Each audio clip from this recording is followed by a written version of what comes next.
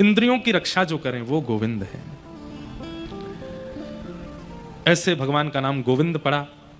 एकादशी व्रत की महिमा बताई गई।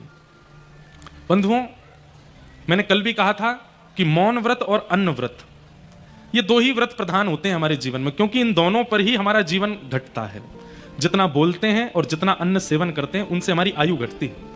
मान लीजिए किसी व्यक्ति का जीवन 80 वर्ष ही निर्धारित कर रखा है चित्रकेतु ने, ब्रह्मा जी ने, और वो व्यक्ति बहुत खाता है और बहुत बोलता है, तो संभवतः 50 के बाद कभी भी भगवत धाम जाना हो सकता है। क्यों? क्योंकि अन्न में हमारे प्राण बसते हैं और शब्द में भी प्राण घटते हैं। इसलिए जब बोलो तब हरि कथा, जब बोलो तब ऐसा बोलो कि किसी लोग को सहायता करने वाला हो या संभालने वाला हो या हरि चर्चा हो, क्योंकि उसमें मौन माना जाता है। अन्यथा बोलने पर आयु घटती है और अन्न सेवन से भी आयु घटती है। इसलिए कम से कम एकादशी के दिन तो अन्न नहीं खाना चाहिए। एकादशी के दिन, अच्छा, पूर्ण अन्न क्या है? गेहूं पूर्ण अन्न नहीं है, पूर्ण अन्न है चावल। चावल को पूर्ण अन्न माना जाता है। तो कम से कम छोटे बालकों को, वृद्धों को और मरीजों को भी एकादशी के दिन चावल तो बिल्कुल नहीं खाने चाहिए। एकादशी के दिन चावल मत खाओ। बाकी वृद्ध, बालक और मरीजों को रोटी खाने का अधिकार है, नहीं तो फलाहार ही पाना चाहिए। अच्छा, इसके ऊपर एक और बात सुनो।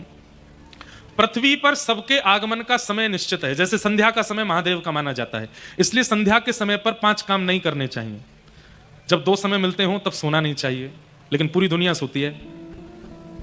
2 समय मिलते हो तब पढ़ना नहीं चाहिए, पढ़ने से विस्मृति हो जाती, जो पढ़ा है भूल जाओगे। 2 समय जब मिलते, सबका एक समय है। ऐसे ही एक दिन पाप ने कहा मेरा समय क्या है?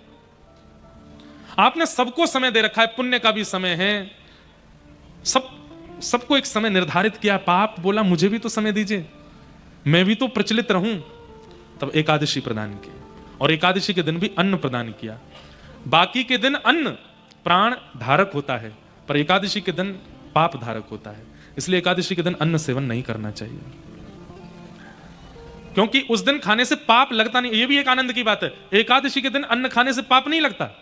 एकादशी के दिन अन्न खाने से जो आप अपने पूर्व के पापों को नष्ट कर चुके हैं वो पुनर्जागृत हो जाते हैं। मान लीजिए आप अभी गंगा स्नान करके आए, गंगा स्नान से पाप नष्ट हुआ, आपने कोई पुण्य किया, यज्ञ किया, अनुष्ठान किया, उनसे जितने पाप आपके नष्ट हुए, एकादशी के अन्न खाने से एक पाप जागृत हो जाएगा, जो नष्ट हुआ था वो पुनर्प्रकट हो जाएगा। इसलिए एकादशी के दिन कम से कम मानवों को, और भी कम से कम वैष्णवों को, कृष्ण भक्ति करने वालों को अन्न नहीं खाना चाहिए।